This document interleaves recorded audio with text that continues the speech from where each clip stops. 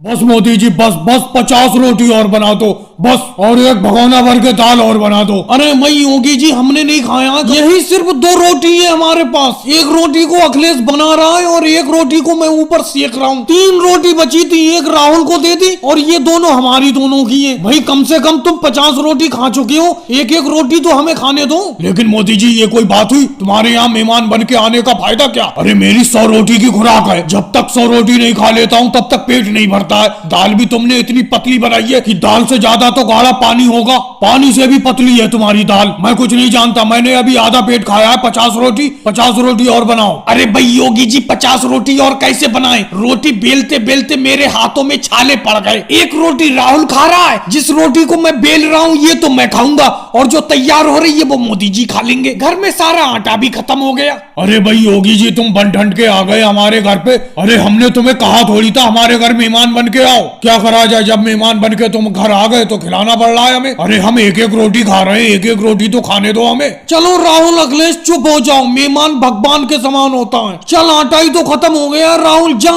केजरीवाल की दुकान से 3 किलो आटा उधार ले आ, जा जल्दी जा। मेहमान को कभी भी भूखा नहीं रखना चाहिए। अरे मोदी जी, मेहमान को भूखा नहीं रखना चाहिए, दाल पानी से भी पतली खिलाना चाहिए। ऐसे खाने से तुम्हारा क्या फायदा? अरे देखो योगी जी, ऐसी बातें नहीं करते। हमने तुम्हारे खातिर घर का सारा आटा खत्म कर लिया और चूल्हे में लकड़ी भी खत्म हो गई, सारी लकड़ी जल गई। अब हमें क्या पता था तुम्हारी खुराक इतनी है, तुम इतना खाते हो। हम तो 1 आध क्विंटल आटा मंगा के रख लेते और किसी रोटी बनाने वाले को ले आते। हमसे तो बनती नहीं इतनी रोटी। अब अखिलेश के हाथों में छाले पड़ गए बेचारे के। फिर भी हम तुम्हारे लिए केजरीवाल की दुकान से 3 किलो आटा मंगा रहे हैं। समझे, तुम्हें भूखा नहीं छोड़ेंगे क्योंकि तुम हमारे मेहमान हो। और 1-2 दिन की बात है, घर जाओ आराम से। हम तीनों भी तुम्हारे घर मेहमान बन के आ रहे हैं, फिर इसी तरीके से खातिरदारी कराएंगे तुमसे। लेकिन मोदी जी, जितनी गर्मी इस साल पड़ रही है उतनी गर्मी तो मैंने कभी पड़ते नहीं देखी। बहुत गर्मी है बेहिसाब। अब थोड़ा बर्फ के पास बैठे तो अब सुकून मिला।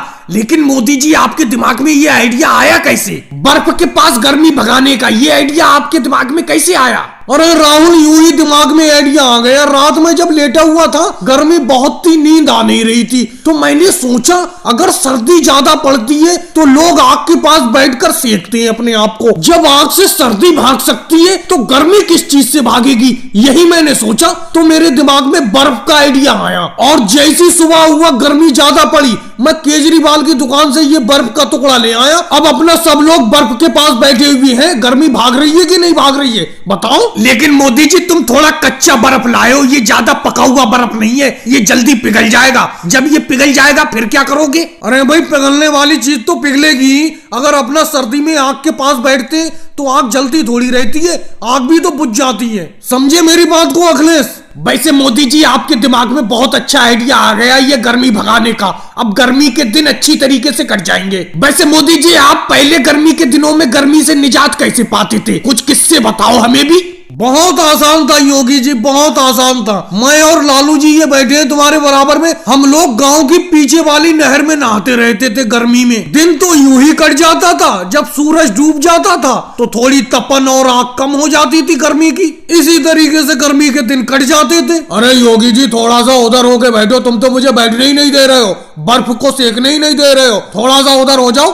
अरे जब मोदी जी ने बर्फ में पैसा डाला है तो सबको मजे लेने दो इस बर्फ के। क्या कह रहे हो लालू जी के मोदी जी ने पैसा डाला है? अरे मैंने काय का पैसा डाला है? खाते में लिखवा कर आया हूँ केजरीवाल के। इस बर्फ का मजा सब लोग ले रहे हैं गर्मी भगाने के लिए। पैसा सब लोग देंगे, कह देता हूँ मैं अभी। ये 25 रुपए का बर्फ का टुकड़ा है, 5-5 रुपए सब लोग देंगे, अपना 5 लोग हैं। अरे मोदी जी, हम 5 रुपए क्यों देंगे? हम समझे आप लाए ये बर्फ का टुकड़ा। अरे हम 5 रुपए आपको देंगे। इससे तो अच्छा 5 रुपए का ओवैसी जी का बर्फ का गोला खा लेंगे तो पूरे दिन गर्मी नहीं लगेगी। सोनिया जी, जो मैंने तुम्हें कल याद करने के लिए दिया था वो खड़े होके सही से पढ़ के सुनाओ पूरी तरीके से। चलो मोदी मास्टर जी, पढ़ के सुनाती हूँ। एक राजा था, उसका बहुत बड़ा साम्राज्य था।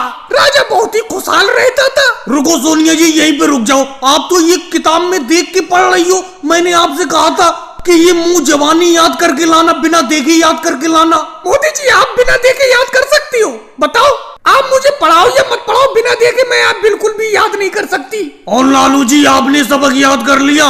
कर लिया कि नहीं कर लिया? मोदी मास्टर जी कोशिश में तो मैं लगा पड़ा हूँ, लेकिन याद ही नहीं हो पा रहा है जो मैं याद करना चाहता हूँ। अरे लालू जी, याद तो तुम 1 साल से कर रहे हो, 1 साल से अभी तुमने अपनी किताब का एक भी पेज नहीं पलटा है। तुम किताब के 19 नंबर पेज पे ही 1 साल से पढ़ाई कर रहे हो, आगे बढ़ ही नहीं पा रहे हो, इसीलिए तुम 2 साल से फेल होते चले जा रहे हो। मोदी जी, फेल होना तो अच्छी बात है, मैं तो सबका साथ निभाता हूँ। लालू जी, किस तरीके से साथ निभाते हो समझ में नहीं आ रहा। मोदी मास्टर साहब जी, एक बात बताओ, मैं पढ़ाई करके अगर पास होके आगे निकल जाऊंगा तो मेरे जो पीछे के स्टूडेंट रह जाएंगे वो बुरा मानेंगे, उन्हें बुरा लगेगा, इसीलिए मैं पास ही नहीं होता हूँ। अच्छा मोदी जी, आप मुझे एक बात बताइए, आप इतनी देर तक क्यों पढ़ाते हो? हर स्कूल में छुट्टी 12 बजे हो जाती है और आप हमें 3 बजे तक पढ़ाते हो, 3 बजे छुट्टी करती हो हमारी। पहली बात तो योगी जी, एक बात बताओ, आप पढ़ते ही कहाँ हो? पूरा दिन ऐसी किताब खोले बैठे रहते हो स्कूल में। ऐसी बैग के ऊपर किताब खोल के बैठने को कोई पढ़ना थोड़ी कहते हैं। मोदी मास्टर जी, एक बात बताओ, आप हमें पढ़ाओगे तभी तो पढ़ेंगे, आप भी तो ऐसी कुर्सी पे बैठे रहते हो। अरे नीतीश कुमार जी, तुम चुपके से कैसे चले आ रहे हो? पीछे चुपके से आगे कैसे बैठ रहे हो? तुम्हें स्कूल आने में आज ज्यादा क्यों वक्त लग गया?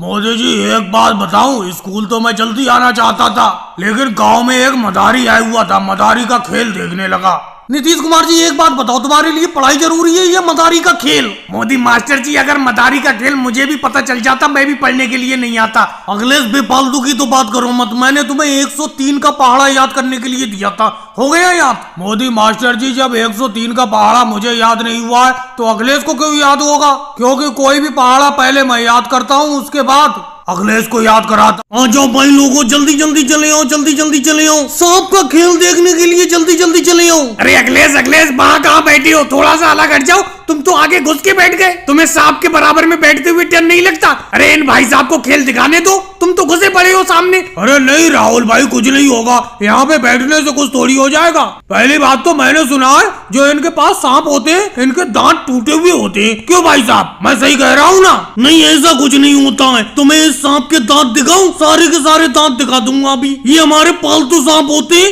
ये किसी को कुछ नहीं करते, इनके दांत टूटे हुए नहीं होते। थोड़ा पीछे हट के बैठो, तुम तो घुसे जा रहे हो आगे। लेकिन भाई साहब, बीन तो बजाओ, कम से कम बीन तो बजाओ, तभी तो मजा आएगा। तुम्हारे साहब तो ये फन ऊपर करके खड़े पड़े, बीन बजाओ लहरे में, तभी तो आएंगे ये। बीन भी बजाऊंगा, सब कुछ बजाऊंगा, कम से कम जेब तो ढीली करो। सब लोग जेब में हाथ डाले हुए खड़े पड़े हो, कम से कम इस पेटी पे 5-5 रुपए डालो सब लोग। अरे मैं जिस गांव में भी खेल दिखाने के लिए जाता हूँ सांप का, वहाँ पर अच्छा खासा लोग इनाम देते हैं, लेकिन तुम लोग तो जेब ढीली कर ही नहीं रहे हो। लेकिन भाई साहब, कोई ढंग का खेल दिखाओ तभी तो आप जेब ढीली करें। केजरीवाल जी बिल्कुल सही कह रहे हैं, तुमने तो सांप को सामने बैठा दिया है, बीन ऊन तो बजाओ। मुझे लगता है लालू जी, इनके पास बीन ऊन है ही नहीं, ये तो ऐसी कहीं से सांप को पकड़ना है और गांव गांव खेल दिखाते फिर रहे हैं। अच्छा भाई साहब, तुम्हें एक सांप का खेल दिखाना इतना ही आसान लग रहा है? लो, इस सांप को मैं तुम्हारे हाथ में देता हूँ, पकड़ो। योगी जी, इस तरीके की बातें क्यों कर रहे हो? ये भाई साहब आपके हाथ में सांप ऊप दे देंगे, फिर डर के भागते नजर आओगे। जो भी खेल दिखा रहे हैं इनका खेल देखते रहो आराम से खड़े खड़े। किसी को मजा आए ना आए, मुझे तो ये सांप का खेल देखकर बहुत मजा आ रहा है। लो, मेरी तरफ से 10 रुपए इनाम लो भाई साहब। मनमोहन सिंह जी, तुमने तो एकदम 10 रुपए का इनाम दे दिया। 10 रुपए के लायक तो इन्होंने सांप का खेल भी नहीं दिखाया। इस गाँव के लोग बातें ज्यादा करते हैं और सांप का खेल बहुत कम देखते हैं। अगर तुम लोग इतनी हिम्मत वाले हो तो आओ, सांप का खेल तुम दिखाओ यहाँ आके बैठ के। अरे नहीं भाई साहब, आप खेल दिखाओ, आप ही खेल दिखाते रहो। ये मनोहर लाल खट्टर तो बेफालतू की बात करते रहते हैं। आप अच्छा खेल दिखा रहे हो, हमें तो अच्छा लग रहा है। लो, मैं भी 10 का नोट देता हूँ। अखिलेश, रोज आकर अपने खेत पर क्यों बैठ जाती हूँ? तुम्हारे खेत में चटके ही चटके पड़े। कोई कह देगा पिछले साल इसमें लहराती हुई फसल थी हरी भरी। पूरे 6 महीने होने को जा रहे हैं, अपने गांव में पानी की एक बूंद नहीं बरसी है। बहुत भयंकर सूखा पड़ा है अपने गांव में। क्या करूं मोदी जी, आकर अपने खेत पर बैठ जाता हूं, सोचता हूं कहीं से थोड़ा बादल का टुकड़ा आ जाए और अपने गांव पर बरस जाए, फिर से फसलें लहराने लगे। कितनी तेज धूप है, दूर दूर तक कोई पेड़ नहीं है। तुम चिंता मत करो, बारिश होगी, जल्द बारिश होगी। अरे मोदी जी, कब बारिश होगी? सब लोग गांव छोड़ छोड़ के जा रहे हैं, मैं भी सोच रहा हूँ गांव छोड़ के चला जाऊं। सोच तो मैं भी रहा हूँ गांव छोड़ के चला जाऊं, और जैसी सूखा खत्म हो जाए तभी दोबारा इस गांव में वापस आ जाएंगे। लेकिन जाने का कोई रास्ता नहीं मिल पा रहा है, किस चीज से जाया जाए। वैसे एक बात बताऊं मोदी जी, राहुल ने एक ऊंट खरीदा है और वो ऊंट पर गांव के लोगों को इस गांव से दूसरे गांव पहुंचा रहा है, जहां पर सूखा नहीं है उस गांव में पहुंचा रहा है। ये तो बहुत बढ़िया काम कर रहा है, वो समाज सेवा कर रहा है वो तो। चलो उसी के साथ चलेंगे, अपना उसी से बात करेंगे। अरे समाज सेवा क्या कर रहा है, बहुत तगड़ा किराया वसूल कर रहा है अपने ऊंट से दूसरी जगह पहुंचाने के लिए। अरे वो देखो राहुल का नाम लिया, राहुल आ भी गया, योगी जी को दूसरी जगह लेके जा रहा है वो। अरे राहुल रुकना जरा, अपने ऊंट को यही रोको। बोलो मोदी जी क्या बात है? अरे मैं और अखिलेश भी इस गांव से दूसरे गांव में जाने की सोच रहे हैं। जब सूखा खत्म हो जाएगा वापस इसी गांव में आ जाएंगे। बोलो क्या भाड़ा लोगे हमसे और हमें पहुंचा दो दूसरे गांव। अरे मोदी जी क्या तुम इसे चाय बनाना समझ रहे हो कि चाय पत्ती दूध डाला और चाय तैयार? मतलब आपने कह दिया कि लेके चलो तो मैं लेके चल दूंगा। अरे आपसे पहले अभी 700 लोगों को जाना है। गांव के 700 लोगों की एडवांस बुकिंग है मेरे पास और एक आदमी से मैं 500 रुपए किराया लेता हूँ और दिन भर में 10 आदमी पहुंचा पाता हूँ एक गांव से दूसरे गांव अपने ऊंट से। अरे तो ऐसे तो हमारा नंबर 2 महीने बाद आएगा। अरे मोदी जी इस राहुल के चक्कर में मत पड़ना, पूरे 2 महीने पहले मैंने इससे जाने को बोला था, आज ये मुझे ले जा रहा है दूसरे गांव। इससे तो आप पैदल चले जाओ तो बढ़िया है। इस राहुल ने इस सूखे में अपने ऊंट के किराए से कम लाखों रुपए कमा लिए। क्या बताया जाए, कुछ समझ में ही नहीं आ रहा है, क्या करूं। पूरा का पूरा धंधा चौपट करके रख दिया है इस राहुल ने। अच्छा खासा मैं यहाँ अकेला गन्ने का जूस बेचा करता था, लेकिन इस राहुल ने जब से मेरे बराबर में तरबूज के जूस की दुकान खोली है, पूरी की पूरी भीड़ इसी के पास जमा रहती है। मेरा गन्ने का जूस कोई पीता ही नहीं है। अरे योगी जी इधर भी देख लो, हम भी गन्ने का जूस लेकर बैठे हुए हैं। तुम तो अब रोज राहुल के जूस की दुकान पर आकर बैठ जाती हो। मोदी जी मुझे आपकी ये बात बिल्कुल भी अच्छी नहीं लगती। ये बताओ आपकी दुकान पर कोई अगर गन्ने का जूस पीने के लिए आता है तो क्या मैं उसे बुलाता हूँ और तुम मेरे ग्राहक को डायरेक्ट बुला लेती हो? अब योगी जी देखो मेरे पास तरबूज का जूस पीने के लिए यहाँ पर बैठे हुए हैं, आप गन्ने का जूस पिलाने के लिए बुला रहे हो। मेरे ग्राहक को क्यों बुला रहे हो? जब आपका कोई गन्ने का जूस पीना ही नहीं चाहता तो इसमें मेरी क्या गलती है? राहुल तुम्हें इतना ज्यादा बुरा क्यों लग रहा है? मैं योगी जी से बात कर रहा हूँ, तुमसे बात कर रहा हूँ। अगर तुम्हें इतना ही ज्यादा बुरा लग रहा है तो योगी जी के ऊपर मेरे गन्ने के जूस के 50 रुपए उधार हैं, वो 50 रुपए भी तुम दे दो मुझे। अरे मोदी जी मुझे याद है आपके 50 रुपए हैं मेरे ऊपर। आप तो भरी बाजार में मुझसे पैसा मांगने लगते हो अपने उधार का, ये कोई बात है? इसीलिए मैं आपकी दुकान पर जूस पीने नहीं जाता हूँ। अब राहुल का तरबूज का जूस कम से कम 300 रुपए का मैं उधार पी चुका हूँ, लेकिन मजाल है राहुल मुझसे उधार का पैसा मांग ले। चलो योगी जी आज मैंने तुमसे पैसे मांग लिए, लेकिन ये बताओ मेरी दुकान पर लोगों ने जूस पीना क्यों बंद कर दिया? कोई तो वजह है, बताओ तो। मोदी जी वजह मैं बताता हूँ। मैं ऐसा है मोदी जी, आपके जो गन्ने के जूस की दुकान है उसके बराबर में कुछ कुर्सी डाल दो जिससे कि ग्राहक आराम से आकर बैठ जाया करे। आप तो खड़े ही खड़े जूस पिलाते हो ग्राहकों को, और राहुल ने चालाकी से काम लिया है, उसने कुर्सी डाल दी है देखो ग्राहकों के लिए, इसीलिए सारा का सारा ग्राहक उसी के पास आकर बैठता है। लेकिन मोदी जी एक बात बताऊं, इस राहुल ने तुम्हारे गन्ने के जूस का ही धंधा चौपट नहीं किया है, मेरे जो पकोड़े बेचता था उसका भी धंधा चौपट हो चुका है। यहाँ पर कोई पकोड़े खरीदता ही नहीं है, सब लोग इसी का तरबूज का जूस पीते हैं। अरे लालू जी आपके पकोड़े खरीदेगा कौन? पहले आपके पकोड़े बहुत ही अच्छे होते थे। और रही राहुल के जूस बिकने की बात, क्योंकि राहुल अपने तरबूज के जूस को उधार ज्यादा बेचता है, इसीलिए लोग ज्यादा पीते हैं उसका जूस। चलो केजरीवाल जी 1, 2, 3 किलो मोटरसाइकिल और घोड़े की दौड़ शुरू करते हैं। इस राहुल का कहना है कि उसका घोड़ा मेरी मोटरसाइकिल से आगे निकल जाएगा, देखते हैं कैसे निकलेगा। मोदी जी रुक तो जाओ, आपकी मोटरसाइकिल तैयार है, पहले राहुल से तो पूछ लूं। राहुल दौड़ के लिए तुम्हारा गधा तैयार है जिसको तुमने घोड़े का नाम दिया है? हाँ केजरीवाल जी मेरा घोड़ा तैयार है, और इसे गधा कभी मत कहना, कह देता हूँ मैंने अपने इस गधे का नाम घोड़ा रख दिया है। देखना आज घोड़े और मोटरसाइकिल की रेस में मेरा घोड़ा ही जीतेगा। राहुल इसका फैसला तुम मत करो, इसका फैसला करने वाले हम सब लोग हैं। दौड़ की तो शुरुआत हो पहले। केजरीवाल जी अभी रुके रहना, मेरी मोटरसाइकिल स्टार्ट नहीं हो रही है, पता नहीं क्या दिक्कत हो गई। अरे इसमें तो तेल ही डलाना भूल गया मैं, आज मैंने पेट्रोल नहीं डलाया है। अरे लालू जी आ रहे हैं, लालू जी प्लास्टिक की बोतल में 1 लीटर पेट्रोल ले आओ, मेरी मोटरसाइकिल का पेट्रोल खत्म हो गया। तो मोदी जी हमें इतना ही काम थोड़ी है कि आपके मोटरसाइकिल के लिए पेट्रोल लाते फिरे। अरे आपकी मोटरसाइकिल और राहुल के गधे की रेस का वक्त बिल्कुल नजदीक आ गया, 10 मिनट बची है। 10 मिनट में मैं पेट्रोल पंप से पेट्रोल कैसे लेकर आ जाऊंगा? लालू जी आपने अभी मेरे गधे को गधा क्यों बोला? उसको घोड़ा बोलो, घोड़ा नाम है इसका। और एक चीज मैं कह देता हूँ, 10 मिनट बाद रेस शुरू हो जाएगी, मैं तो अपना ये घोड़ा दौड़ाना शुरू कर दूंगा, चाहे मोदी जी अपनी मोटरसाइकिल चलाएं या ना चलाएं, मुझे कोई मतलब नहीं। इन्हें पेट्रोल का पहले से ध्यान रखना चाहिए था। मोदी जी राहुल बिल्कुल सही कह रहा है। 10 मिनट बाद रेस को शुरू कर दिया जाएगा। राहुल का घोड़ा दौड़ पड़ेगा, आपकी मोटरसाइकिल को भी दौड़ाना पड़ेगा। लेकिन केजरीवाल जी एक बात बताओ, जब मेरी मोटरसाइकिल में तेल ही खत्म हो गया तो मेरी मोटरसाइकिल दौड़ेगी कैसे? अरे मोदी जी इसमें हम क्या करें? आप अपनी मोटरसाइकिल में तेल भरवा कर क्यों नहीं लाए? अब आपकी मोटरसाइकिल में तेल नहीं है तो इसके लिए कोई हम रुके थोड़ी रहेंगे रेस के लिए। अरे मेरा घोड़ा भी प्यासा हो गया, पानी मांग रहा है।